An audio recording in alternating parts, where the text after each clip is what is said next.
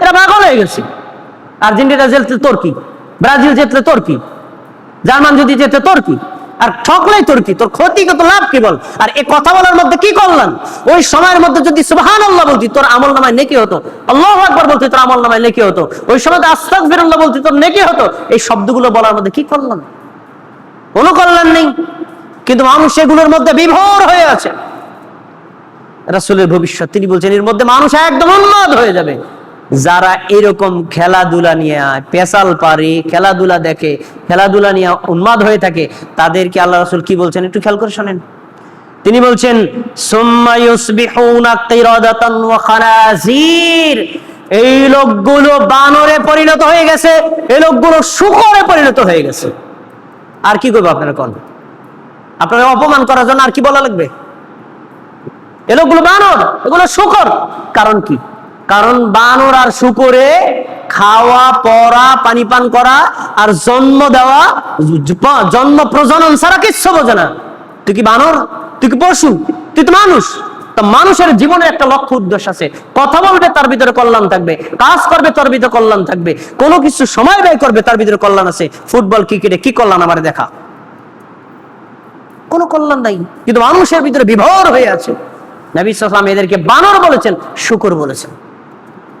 তারপরে শুনুন, ফায়ুবআসু আলা আহইয়া মিন আহইয়াইহিম রিহুন ফানাফসিহুম কামা নাফাসাত কানা ক্বাবলাহুম বিইসতিলাহিহিমিল হুমুর ওয়া দারহিম বিদ্দুফুফ ওয়া আত-তাদাখিমিল কায়নাত। আর অনেক কথা বলেছেন নবী সাল্লাল্লাহু আলাইহি ওয়াসাল্লাম। এক কথা হলো তাদের চরম ভাবে নিন্দা করেছেন এই ধরনের খেলাধুলায় যারা বিভোর হয়ে থাকে। আমরা এই ধরনের মানে মানুষের মতো তাদের সাথে জোয়ারে গা ভাসিয়ে দেব না। এইসব খেলাধুলা দেখাও হারাম, সমর্থন করা হারাম, সহযোগিতা করাও হারাম। ভাইয়েরা আমার, এবার আসুন যে প্রসঙ্গে আমি এই আলোচনাটা এনেছি সেটা হলো বর্তমান বিশ্বে ফুটবল বিশ্বকাপ শুরু হয়েছে। মানুষের ভিতরে নিমত্ত হয়ে থাকবে, আপনি এর মধ্যে বেঁচে থাকবেন, তাহলে আপনি মুমিন।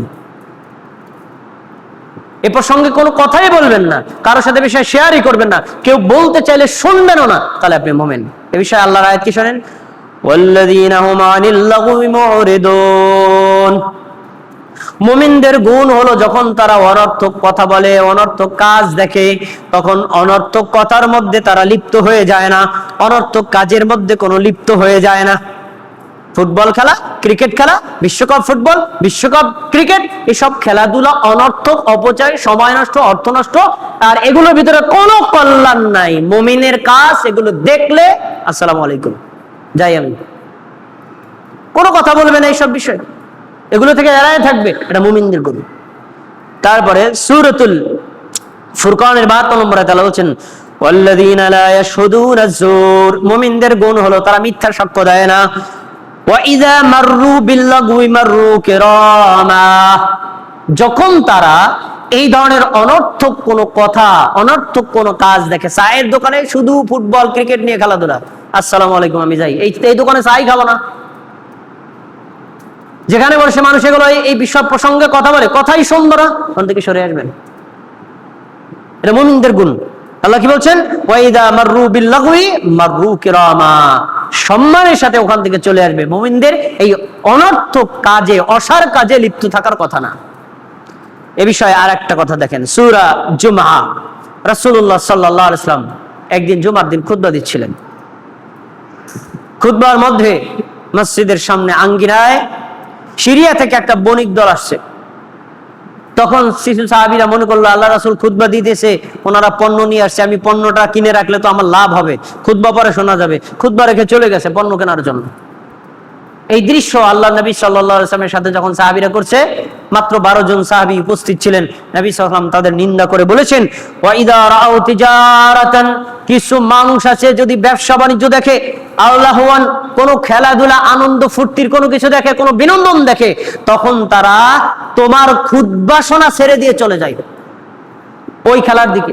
দেখবেন বহু মানুষ ফুটবল দেখতে গিয়ে ফজরের নামাজ কাজা, জোহরের নামাজ কাজা, আসরের নামাজ কাজা, ফরজ ইবাদত বন্ধ, অন্য যত কাজ আছে, নিজের ডিউটিতে ঘাটতি, পারিবারিক কোন কর্তব্য সব ছেড়ে দিয়ে ওর মধ্যে মত্ত হয়ে যাবে।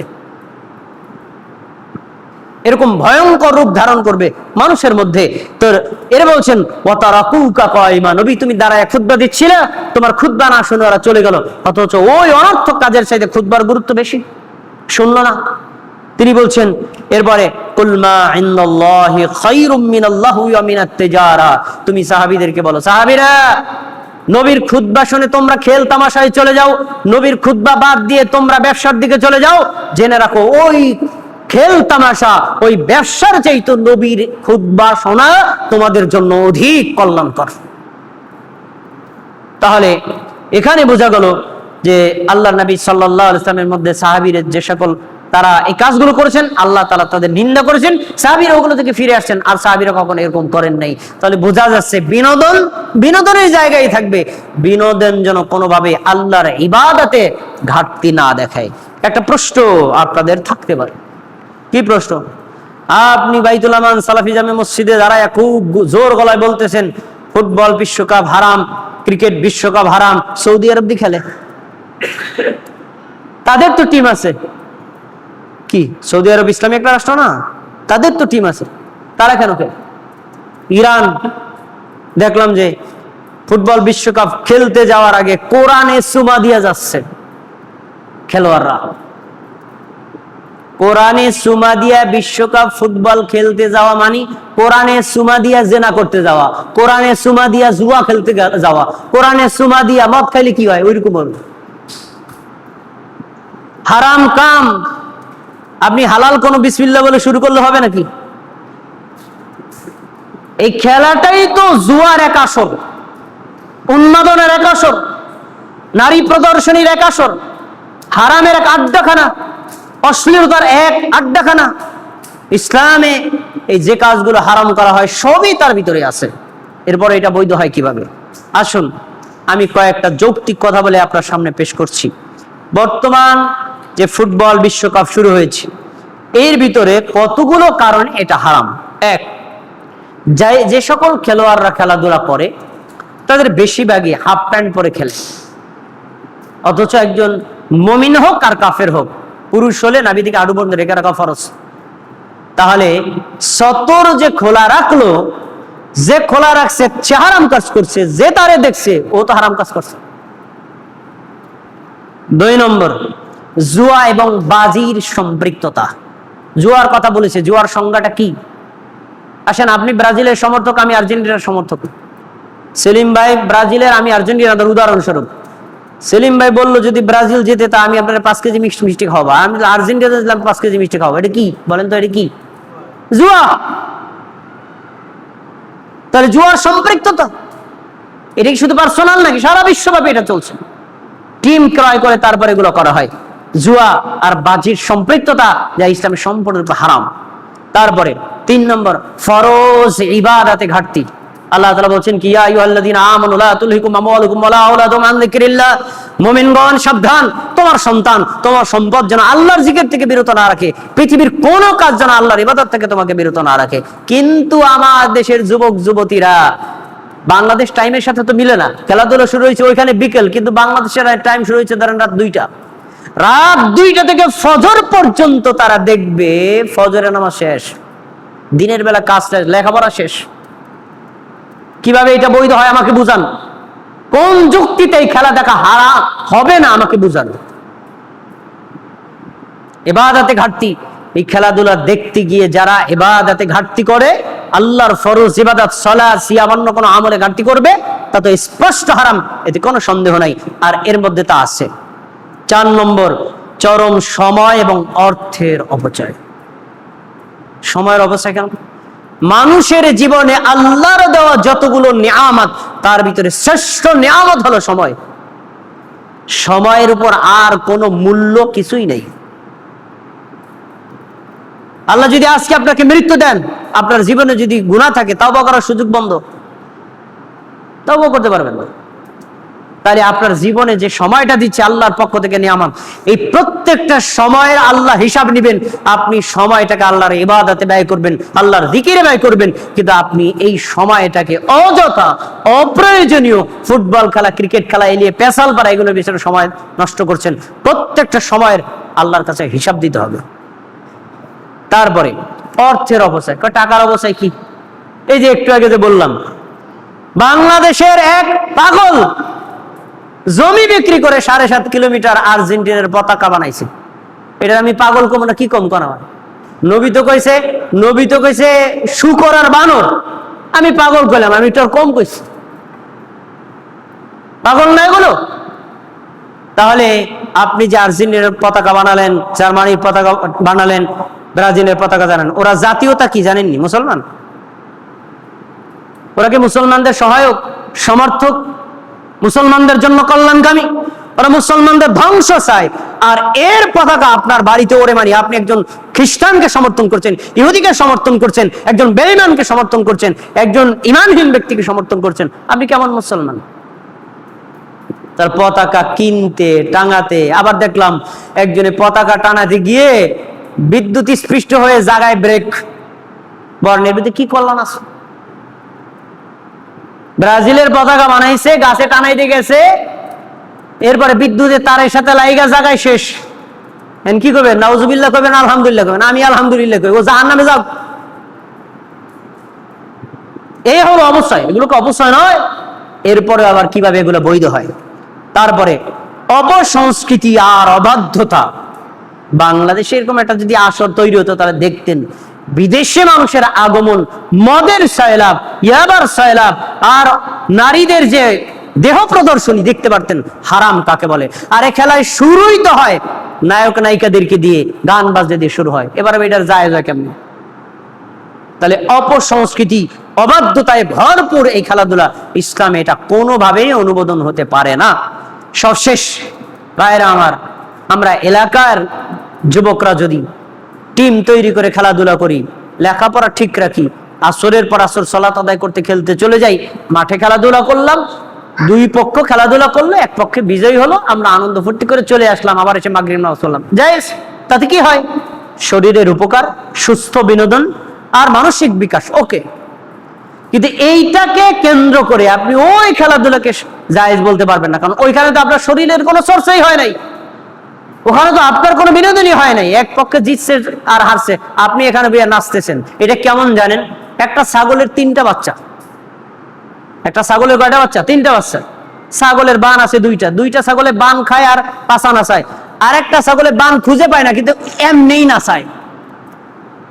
তো যারা মেক্সিকোতে ফুটবল খেলা শুরু হয়েছে, যারা বাংলাদেশে বলে নাচে, এরা ছাগলের 3 নম্বর বাচ্চা।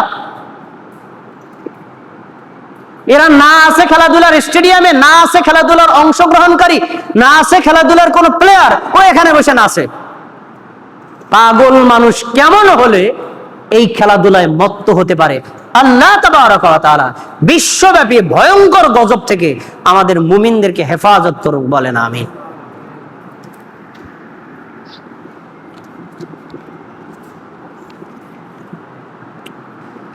إن الحمد لله نحمده ونستعينه ونستغفره ونؤمن به ونتوكل عليه ونعوذ بالله من شرور أنفسنا من يهد الله فلا مضل له ومن يضلله فلا هادي له وأشهد أن لا إله إلا الله وأشهد أن محمدا عبده ورسوله فيا أيها المسلمون قال الله تبارك وتعالى في القرآن المجيد أعوذ بالله من الشيطان الرجيم بسم الله الرحمن الرحيم إن الله وملائكته يصلون على النبي يا أيها الذين آمنوا صلوا عليه وسلموا تسليما اللهم صل على محمد وعلى آل محمد كما صليت على إبراهيم وعلى آل إبراهيم إنك حميد مجيد اللهم بارك على محمد وعلى آل محمد كما باركت على إبراهيم وعلى آل إبراهيم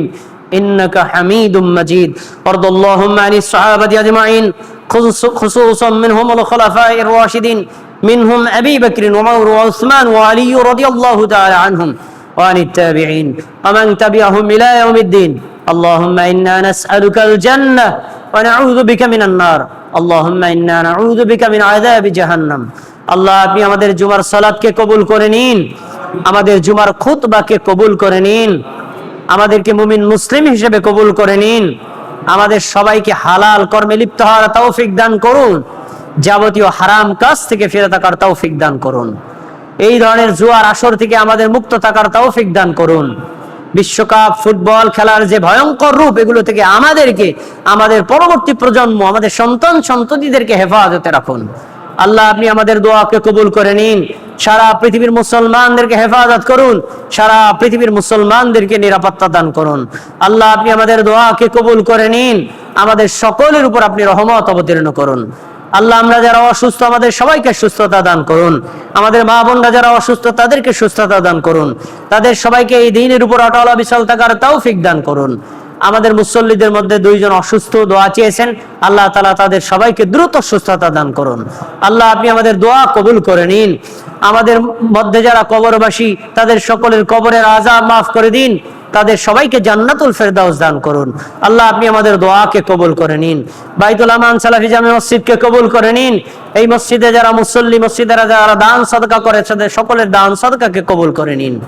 ইন্নাল্লাহা ইয়ামুরু বিল আদলি ওয়াল ইহসান ওয়া ইতা'i যিল কুরবা ওয়া ইয়ানহা আনিল ফাহশাই ওয়াল মুনকারি ওয়াল বাগি ইয়া'iযুকুম লা'আল্লাকুম তাযাক্কারুন ফাযাকুরুনি আযকুরুকুম ওয়াশকুরু লি ওয়া লা তাকফুরুন।